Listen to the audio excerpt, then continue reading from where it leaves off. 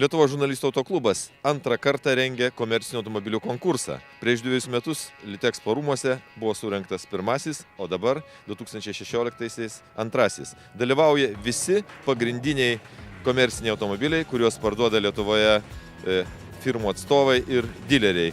Nuo mažiausio komercinio iki furgono ir lengvojo sunkvežimio.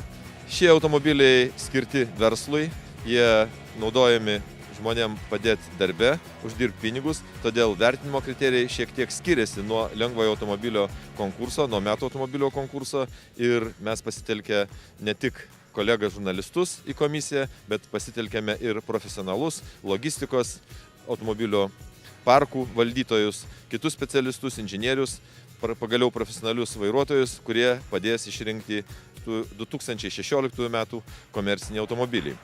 Be visų techninių parametrų taip pat bus surengtas šiandien žygis, praktinis vairavimas apie 250 km įvairiom kelio dangom ir įvairiais keliais.